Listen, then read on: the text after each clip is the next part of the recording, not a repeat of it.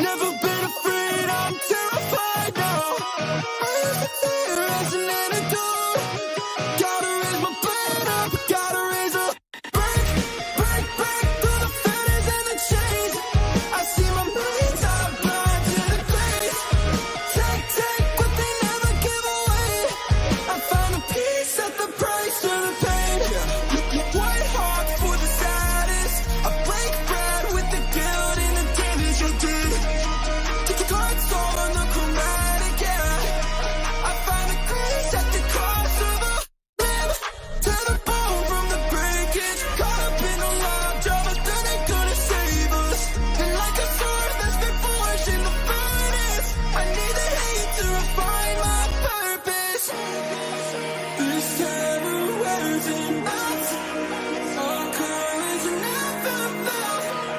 Draw water from my well. I'm purified. Burning on my brain, it's chemical. Never been afraid, I'm terrified now. I used to fear as an antidote. Gotta raise my blade up, gotta raise a break through the fetters and the chains. I see my mind's eye blind to the days. Take what they never give away. I found a peace at the price of the pain. Dead eyes go blind in a million sockets. This life's unkind and she's killing the softest. Can't sleep at night cause the voices are talking about something I wrote. I'm clutching my throat, gasping for air. I won't choke, I can't bleed, I can't die, I won't scream if I lose everything. Don't follow the flesh, approve of the crypt. A bloody knuckle till I break out the sarcophagus. This terror wears it out. Our courage never felt.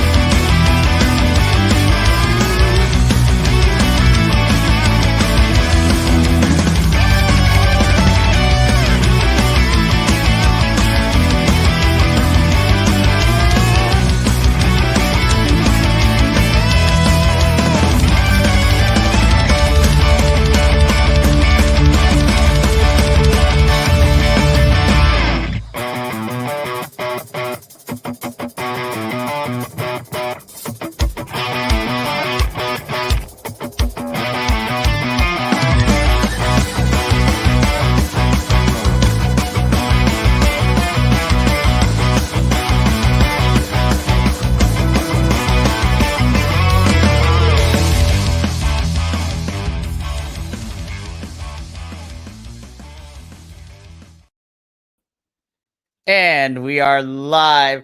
Hello, all to you BC WrestlePod nerds out there, and welcome to the show during your wrestling review week, where you can see two guys be more pressed than a panini with ROH.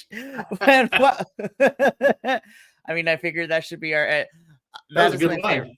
Thank you, I appreciate it. I have some good one zingers once in a while. But to welcome to the Bro, where, as I previously mentioned, you can see two guys who are more pressed than a panini about the weekly ROH product. But I digress. Welcome to the Biconic Review of Honor, aka the Bro. And, like I said, we're here to review Ring of Honor for this week. I am your host, Mikey, and joining me, as always, is the one half of the Terror Twins of BC WrestlePod. And I have Mr. Ken Shamrock Shake himself, Jesse, in the building, who, I didn't say this last week. I'm going to say this week, Jesse. You look quite dapper in a sweater. Like, it looks great on you. Thank you. Yeah, I didn't get to get changed after work, so. Look at dapper. I love it. Well, we are here to... I'm trying to find enthusiasm because, okay, I want to preface by saying this. I know normally when you watch the bro reviews here, we tend to lean a little bit towards the negative side, but we also want to be fair because ROH has lost the plot, has lost the course, has lost the map since the beginning of 2024, which sucks because all of 2023 we were on a hot streak. They were doing great. And now we are working with whatever is left that hasn't been taken to AEW per se. I feel like since January we've been saying, because 2023 was so good, since January we're saying, well, maybe it's just a rough week. Next week will be better. Next week will be better. We've been saying it's October now. Every week in October. So I don't think it's going to get better next week. I've given up on them doing the smart or the logical or even the comprehensible thing. Right, which we're going to discuss. This particular episode, Honor Club episode 87, there wasn't actually a lot of bad stuff, but as my cohort said offline, it needed a lot of seasoning because it wasn't bad, but it was just very bland. Overwhelmingly bland. Right. There was one thing that did make me excited. Well, two things that make me excited. When we'll talk about both of those when we get there. But Mr. Shamrock Shake, let's put our hands into, observe the code of honor. Shake on it, and let us Shamrock begin. Shake on it. Let's Shamrock Shake on it, and let us begin.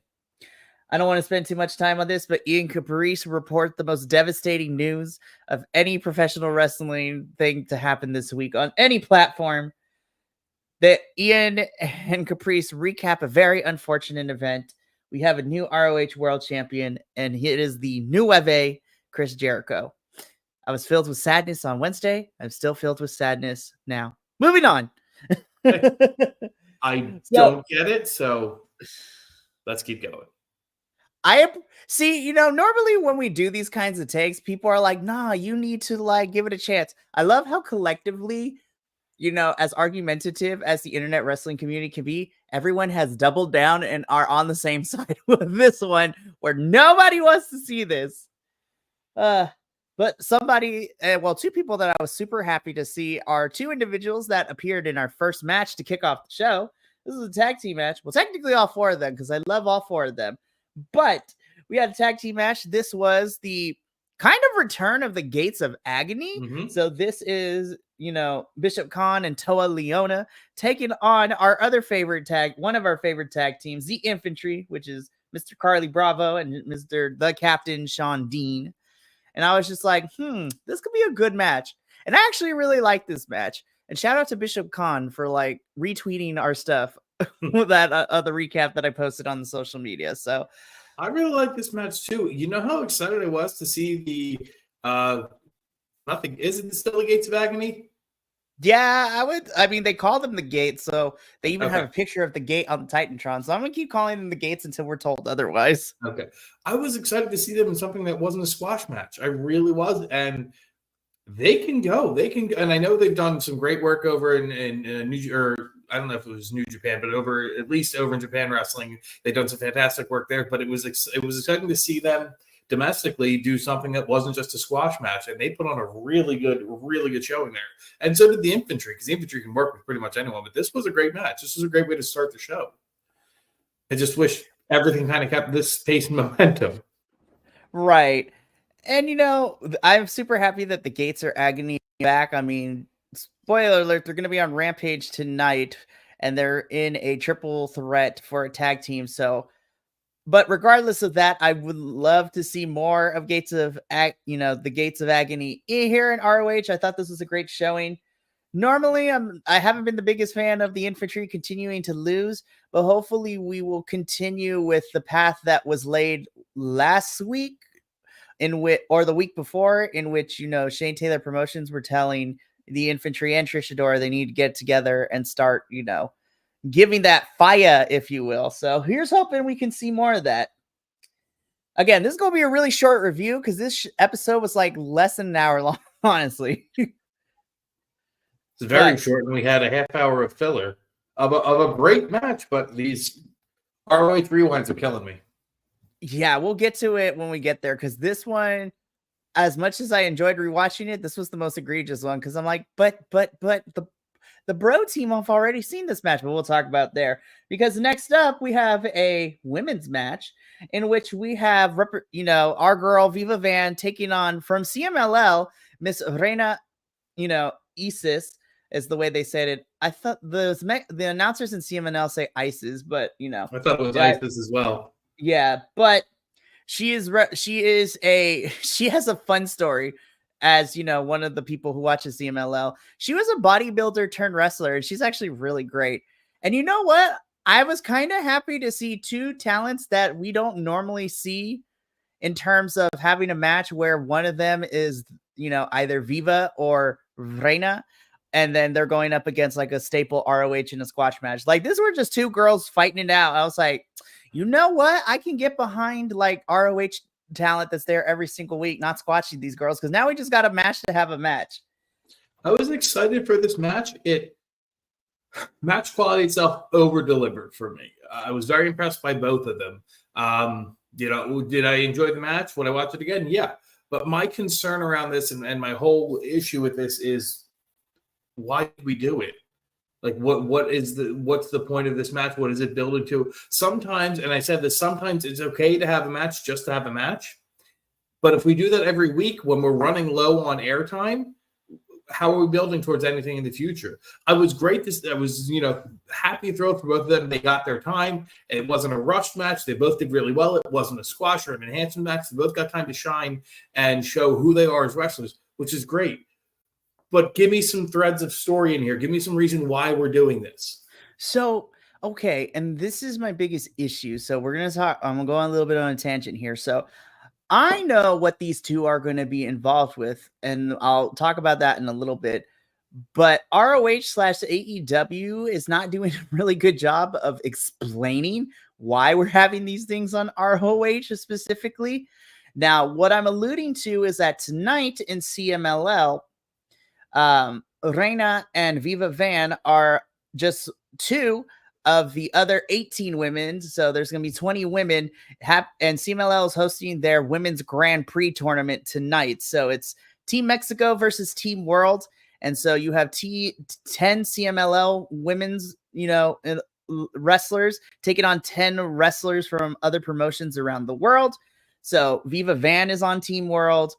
Our ROH women's television champ, Red Velvet, is part of that team. And so we've been getting matches between the CMLL girls and the Team World girls. But Ian and Capri should have said something about that. I know that's what's going on because I'm watching CMLL.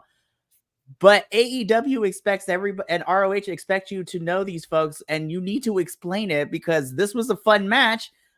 But if you had just been tuning into ROH and you have no idea who Viva is or Reina is, then this match doesn't do anything for you.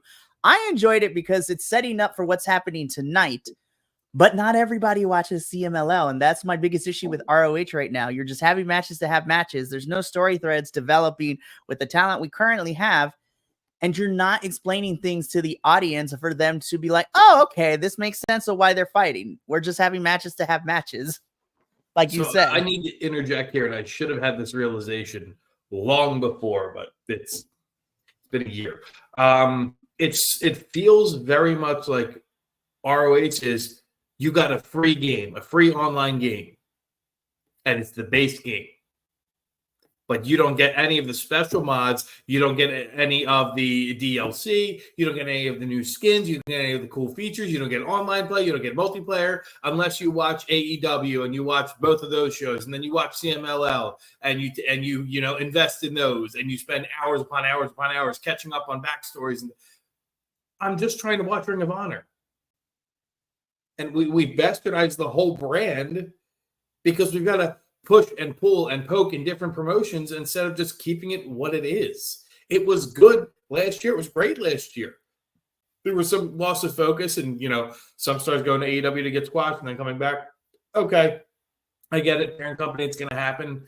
But it's been diluted so much that it's almost like I don't even have I have the core people in Ring of Honor that I love. But it's hard to watch ROH when I'm hoping to see them and support them when they're not there because they're being pulled in other promotions too. Exactly. And I've been very hesitant to bring up what a lot of people would love to see ROH become. Let this become like the NXT version for AEW. And I didn't want that because Ring of Honor has such a prestige in wrestling. But because of how bad ROH has gotten over the course of 2024, I am not going to say no to having this be like a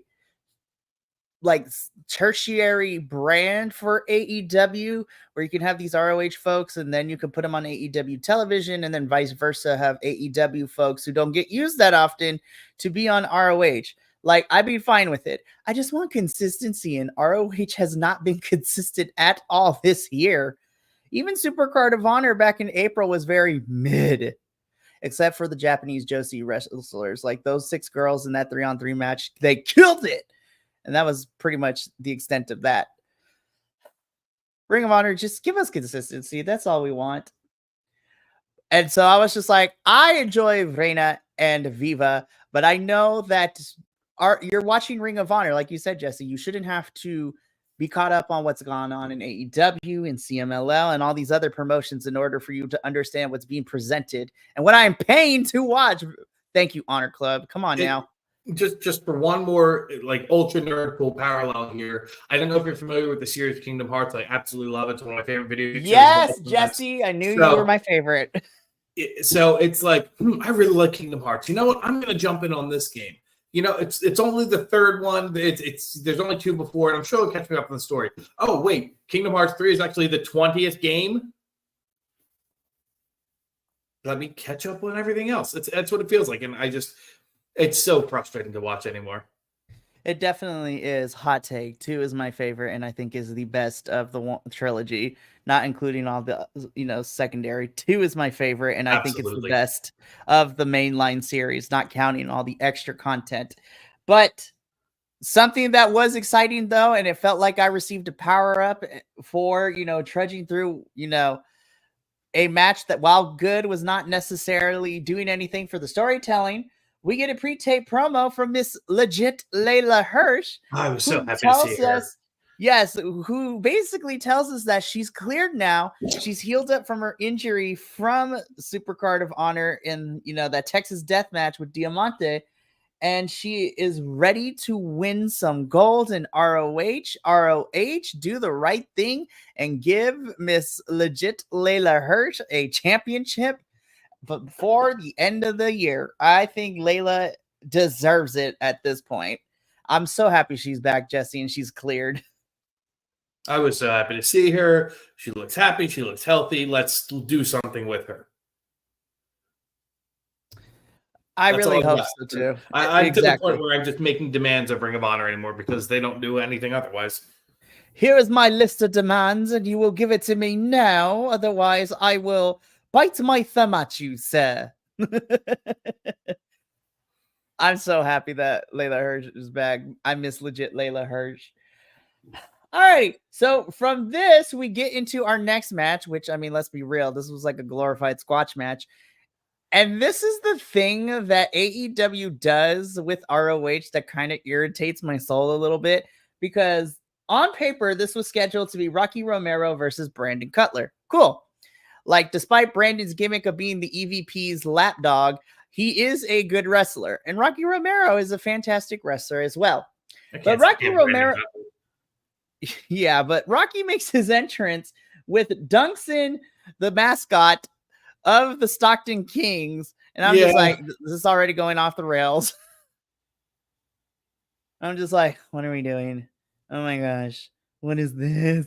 Yeah, it was a match. Like, that took me out of this. I was so mad. A cheap hometown pop to kill airtime, and that's exactly what it felt like. Brandon Cutler comes out, cuts a promo like we've seen him do before, gets, match starts, 5 minutes. Brandon loses. Rocky Romero wins. Rocky celebrates with Stockton, Dunkson, the mascot. We move on. There's nothing more to add or say to it. And then I was very perplexed because I feel like I was being tricked because I forgot that these two had an interaction. And I had to look it up. This is like almost a month and a half ago. I was like, what is happening? But we get a tag team match. This is also a glorified squash match in which we have our local talents, Jaya Joel and Brett Hankins, taking on Big Shouty Lee Johnson and the judge EJ Nduka. And I'm just like, oh my God, I forgot that we were setting something up because it's been a month and a half, ROH. What are we doing? It was still boring. Oh my God, I was so mad. I can't get away from it. I don't know what they're trying to do to establish them as a team, but don't have them squash local talent. That's not giving them any credibility. Again, we need to get some sort of stories for everybody that is still here because we have Big Shouty and now, I want to care in terms of character. I want to care for Mr. Judge, EJ Nduka. I do too. I think he's going to be fantastic, but I don't think putting him with Shotty Lee was the right direction. No, and there is no direction for these two either. Like, they came together in that backstage promo like a month and a half ago, and I completely forgot about it because we didn't see anything else from them. And then ROH brings it back, and I was like, ROH, are we being for real? You expect, well, I mean, of course I remember, but you expect me to care after these two have not been on my screen for almost a month and a half. Like, what are we doing? And why are we throwing together tag teams that are trying to establish themselves as a tag team against local talent? It doesn't help. If you want them to establish themselves, go up against an actual tag team. I don't care if we've got a schmoz ending here. At least do something to establish their name as a tag team. For me, I would just absolutely not do that tag team. I think that's a bad idea. You put EJ and Duca in a I can't even think of the word right now. Not a feud, a program with Josh Woods. Those two would go off. It would be a fantastic feud to see those two go against each other. And even if EJ and Duca loses to the end of it, you're losing to Josh Woods. That's still going to give you the rub and put you over and make you a household name and seem dominant if you have a good showing with him. That's how you build that character up. I mean, this is not just an AEW thing. This is a thing in professional wrestling that I always hate. I hate, and don't let Andrew hear this, but he hates and I hate, and we all hate throwing together tag teams. Mm-hmm. Very rarely do they work out. Like the latest example, at first, again, other promotion, NXT. At first, I did not like Baron Corbin and Braun Breaker as a tag team. I thought, why? We could do so much more with Braun. Baron is like, whatever. But then, they actually did something with them. They were funny as hell together as a tag team. The name was terrible, but they were very The Wolf Dogs was terrible, but it became like the best terrible kind of situation for me. They were funny as hell as a tag team. They were dominant in the ring, but that's what happens when you actually put some time and effort into building up this tag team by having them, go against other established tag teams. And they had some natural chemistry there. I don't see that with Shotty Lee and with EJ. No. I don't see it. If we're thinking more recently, especially with Ring of Honor, I think the last one, the tag team that worked that had natural chemistry, which they did absolutely nothing with, was when we put together Layla Hirsch and Rachel Ellering. Right? I was so mad we did nothing with them. I was just like, absolutely nothing with it. I was like, even if we don't have women's tag team championships, you could have had them go after, Athena and Billy at the time. But no, we did that with Queen and Red, but that also overstayed its welcome because they kept dragging it on. They dragged that so long. Be there, honestly. Those 4 women tried, but they dragged it out way too long. Yeah. All right, we're getting distracted. Let's keep going as we do our fantasy booking here and what we would have done. Well, technically we could take a break just like this episode took a break because then we get another, throwback rewind match.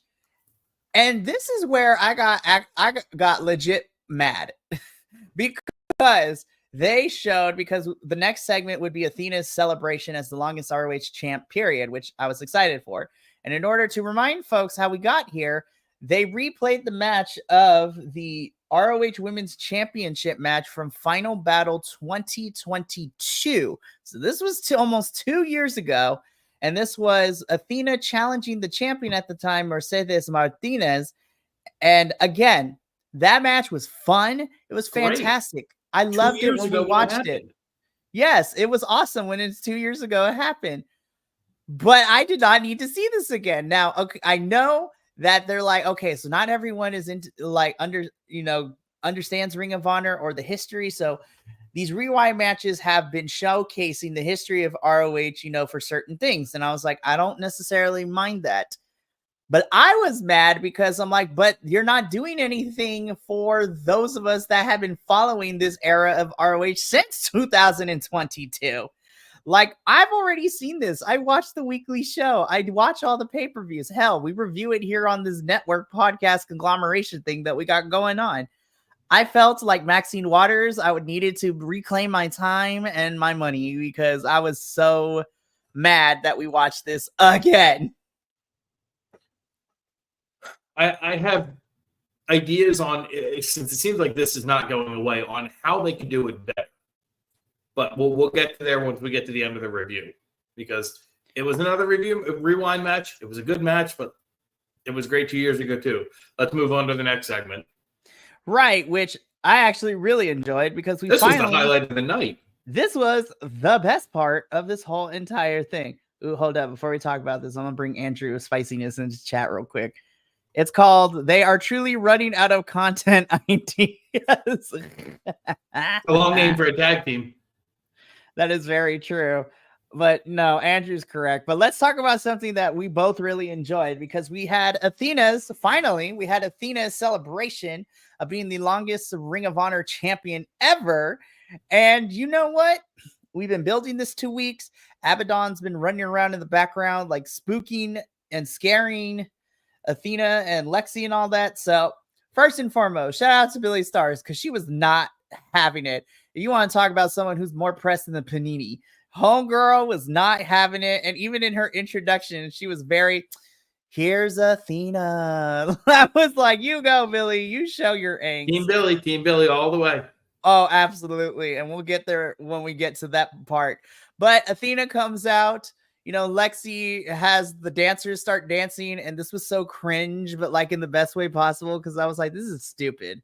I like this kind of stupidity. Where was Ja Rule? I was expecting Ja Rule tonight. Lexi, you lied to us. We were promised Ja Rule, and that's what Athena said. It's like, I was suspected Ja Rule. And then Athena kind of gets lost in the sauce, because she goes on a tirade, and she's like, this party sucks. This crowd sucks. Where are my flowers? And I was just like, she's not wrong, because nobody seems to be talking about how great of a champion Athena is in any wrestling scene. But, we do. We love you, Athena. We see you. And I was here for this tirade until you turned it around and said this was all Billy Starks' fault. I'm like, excuse your finest pardon, madame. Like, what? How are you going to blame Billy for this not being what you want it to be? You didn't include her in the planning. You told her to get lost multiple times. And now she is literally not Jack Perry, but she's the scapegoat in all of this. Like, what the flip is this? I was like, and I love the crowd was on Billy's side the whole time. I was like, you go, crowd. You picked the right choice, which then prompts Billy to be like, you know what? I'm done. She pushes Athena and she rolls out the ring and she gets the heck on out of there. I was like, and there it is. The split has officially happened. We are now working our way to redeeming Billy as a babyface. And Athena and Lexi are the only two people left in the ring. Now, this was awesome. And if it ended here, it would have been cool. But then it got turned up to a level of great for me, because then Abaddon's music hits. Lexi gets out of the ring and goes underneath to get the heck out of Dodge. She's still handcuffed to Athena at this point. Athena's looking around. The music's not playing. The music stops. Athena gets out the ring. She's telling Lexi to come out from under the ring. She pulls the chain. Lexi has been eaten, or at least taken out of the handcuffs, because as Athena pulls the chain out, it is not Lexi on the other end, but it is Abaddon. So Abaddon, chases Athena back into the ring. Athena tries to get away, not realizing she's handcuffed to Abaddon. Abaddon's, takes out Athena, smashes Athena's cake in her face, and that is how we end this segment. So we got two things from this that I am super happy about. I feel that ROH is going to mess it up, but at this point, I was happy with two things. One, we have officially on televised programming have announced the split of Athena and Billy. Hopefully. Number 2, we now have kicked the Abaddon going after Athena and the championship to the next chapter with this interruption of the celebration. After weeks of spooks, quote unquote, haunting Athena and Lexi, now Abaddon has made their presence known. So now Athena can't ignore Abaddon anymore. So this was the best part. And I hate to say that, but I also don't mind saying it because this is the best part of this particular episode. Because Athena, Abaddon, Lexi, and Billy did their parts. And see what happens when you have good storytelling and you actually have something to do for folks? Like, we're going to talk about how great it is. Give people something to do. Jesse, how do we feel about this whole entire segment? Best part of the night. At this point, I could have turned it off and be like, you know what? I'm done. This is good. I'm happy. Let's move on. Justice for Billy Starks. Team Billy all the way. The disrespect against her or to Billy this week was palpable, and it made me mad. So Athena's doing her job really well in her character. And I've said this, and both of you and I have said this on multiple occasions. Obviously, we're going to get a Billy and Athena rematch. I'm worried that they're going to drag this out to Final Battle, which is in December. Then that's a really long time. But thankfully, we have Abaddon right now. So if we can do Athena and Abaddon in the next month or so, if we want to have one more feud for Athena before we get to Billy for Final Battle, then I'm all cool for it. ROH is probably going to mess it up, but this definitely was the best part of this episode, which kind of was unfortunate because I really like the 2 individuals that were in our main event because this is for the ROH Men's World Television Championship. We have our new champ, the Swolverine, Adolfo's baby daddy, and newest member of the Don Fallis family, Brian Cage. No, I didn't know that. Oh, okay. So let me tell you this tea real quick. Okay. There's DLC I didn't get. Okay. So last week? Regardless. So on Dynamite, right? So the big story right now with the Don Callis family is that at Wrestle Dream, Kyle Fletcher turned on Will Ospreay after the triple threat, and Konosuke Takeshita is new international champion, which I'm super happy of. Love Will, but Takeshita finally has a belt.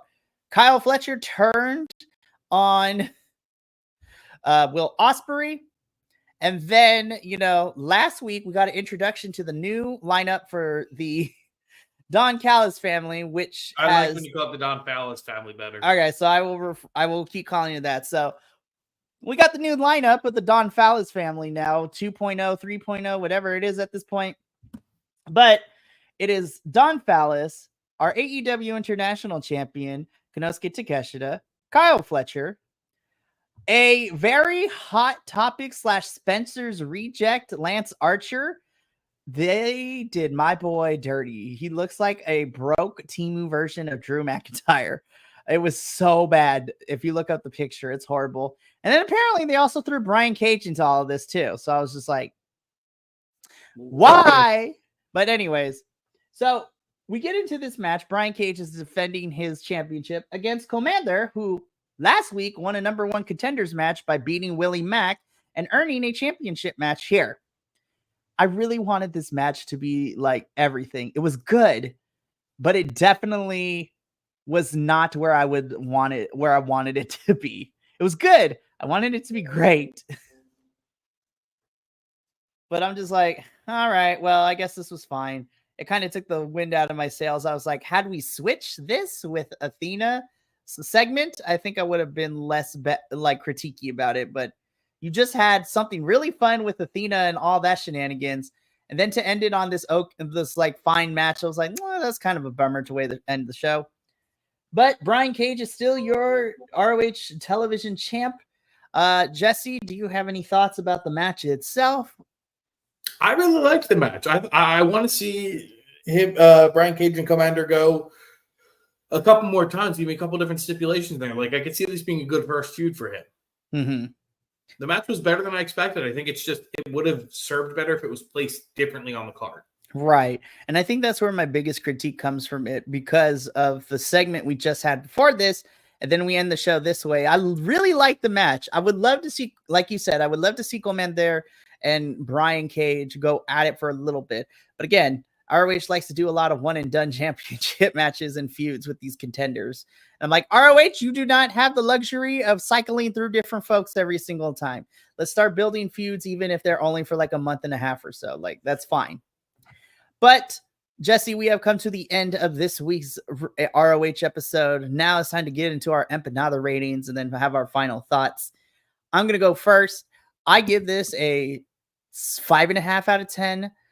Again, it was very unseasoned. I needed to send it back to the kitchen. Nothing was inherently bad, but it was very extremely bland. Somebody doesn't know how to use their spices to make things spiced up in the ROH world, and I need them to, because it's a struggle out here. And if we do not see some sort of turnaround by the end of 2024, I do not know whether or not we're going to want to continue with ROH in 2025. I'm just putting it out there. And Jesse, I know this is the one show that me and you get to hang out each week, but I don't know for my mental health if I can do this. But I'm hoping, because between now and Final Battle, I can eat crow and they can like turn it around. But they have a very small time. We've been saying that every week since. I know. I'm trying, you guys. I can't even give this an empanada rating this week, Mikey. Damn. I'm giving it a rating. It's a 4, but this is not even worthy of an empanada. This is a frozen pierogi rating of 4. Oh my gosh. Yeah, this again, it wasn't bad. It was very bland, and that's very bad to have for a wrestling product. And, you know, with Jimmy Jacobs leaving ROH and AEW, hopefully we'll start. They need to get it together because 2025 is coming closely. And for the safety of my mental health and everybody else here on the Bro, I do not know if we're going to continue with ROH if it continuing the way that it is. But we have until December. So we're just going to keep trudging on. And we're going to suffer because art is pain. And we love bringing you these reviews despite us always, you know, taking massive dunks on this show half the time.